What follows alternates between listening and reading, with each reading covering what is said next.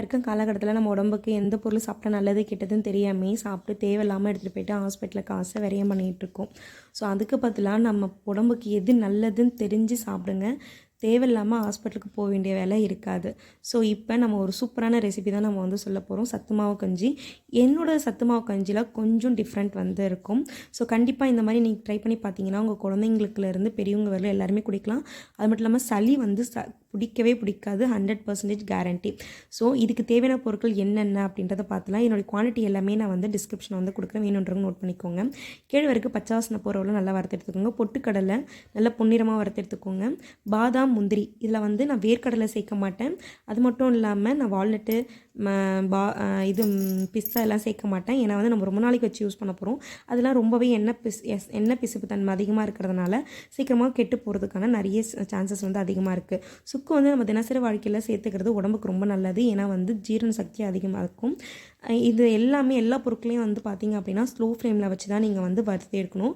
ஏன்னா ஹை ஃப்ளேமில் வச்சு வறுத்து எடுத்திங்க அப்படின்னா நம்மளுக்கு மேலே நல்லா வறுப்பட்ட மாதிரி இருக்கும். ஆனால் உள்ளே பார்க்கும்போது வறுப்பட்டே இருக்காது. அந்த பச்சை ஸ்மெல் இருந்துக்கிட்டே இருக்கும். சீக்கிரமாக நம்மளுக்கு கெட்டு போயிடும். ரொம்ப நாளைக்கு நம்ம வச்சு யூஸ் பண்ண முடியாது. நான் சொல்கிற இந்த குவான்டிட்டி எல்லாமே டிஸ்கிரிப்ஷனில் கொடுக்குறத. ஸோ அதை அப்படியே நீங்கள் ட்ரை பண்ணி வறுத்து நீங்கள் அரைச்சிங்க அப்படின்னா நீங்கள் வீட்டில் ஒரு 4 மெம்பர் இருக்கீங்க, 5 மெம்பர் இருக்கீங்கன்னா கிட்டத்தட்ட உங்களுக்கு ஒரு 3 மாதம் 4 மாதம் வரும். இது எனக்கு பார்த்தீங்க அப்படின்னா ஒரு 6 மாதத்துக்கு கிட்டத்தட்ட வரும். கொள்ளு நம்ம உடம்புக்கு ரொம்ப நல்லது. இளைச்சவனுக்கு எள்ளு கொளுத்தவனுக்கு கொள்ளுன்னு சொல்லுவாங்க. நம்ம உடம்புல இருக்க கொழுப்பு சத்து, கெட்ட கொழுப்பு சத்து எல்லாத்தையுமே கரைக்கும். ஸோ கண்டிப்பாக மிளகு சேர்த்துக்கோங்க. நம்ம தினசரி வாழ்க்கையில் இது எல்லாமே நம்ம எடுத்துக்கும் போது காலையில் ஒரு கப் இது நீங்கள் குடித்தாலே போதும். நம்ம உடம்பும் ஹெல்த்தியாக இருக்கும். நம்ம காலையில் ஃபுட்டுமே எடுத்துக்கவே தேவையில்லை. இது ஒரு டம்ளர் ஃபுல்லாக குடித்தாலே நம்ம போதும். ஸோ பார்லி அரிசி பற்றி கண்டிப்பாக நான் சொல்லணும். நான் இப்போ ப்ரெக்னெண்ட்டாக இருக்கேன்.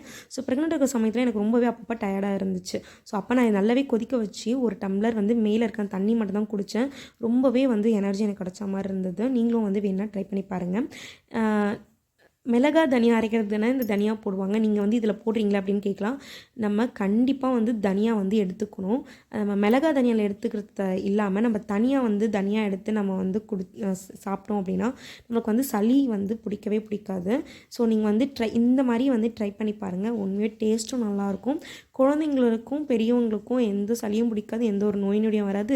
ரொம்ப ஹெல்த்தியாகவும் இருப்பாங்க. குழந்தைங்க வெயிட்டும் போடுவாங்க. ஸோ நான் மில்லில் கொடுத்து அரைச்சி எடுத்துகிட்டு நல்லா ஜலிச்சு எடுத்துக்கிட்டேன். ஆளுக்கு 1 ஸ்பூன் போடுங்க. நல்லாவே கட்டி இதுக்கு நீங்கள் ஜப்பரிஸ்லாம் போடணுன்றது அவசியமே கிடையாது. ஏன்னா இது நல்லாவே திக்னஸ் வரும். ஸோ நான் லித்தீஷ்க்கும் மாமாவுக்கும் எப்போவுமே 1 வீக் உப்பு போட்டு கொடுக்குறேன் அப்படின்னா 1 வீக் நாட்டு சர்க்கரையோ இல்லை வெல்லமோ போட்டு தான் நான் கொடுப்பேன். நம்ம வீட்டில் ஒயிட் சுகர் எப்போவுமே இருக்காது. அவாய்ட் பண்ணிவிடுவேன். ஸோ அவங்க 2 பேருக்கும் பார்த்திங்கன்னா உப்பு போட்டு எனக்கு மட்டும் நாட்டு சர்க்கரை போட்டு நான் இது பண்ணேன். டேஸ்ட் ரொம்பவே சூப்பராக இருந்துச்சு. எப்படி இருக்குன்னு சொல்லிட்டு கண்டிப்பாக நீங்களும் ட்ரை பண்ணி பார்த்துட்டு கமெண்ட்டில் சொல்லுங்கள். உடம்புக்கு ரொம்ப ரொம்ப நல்லது. தேவையில்லாத பொருட்களை சாப்பிட்டு நம்ம உடம்புக்கு கெடுத்துக்க தேவையில்லை.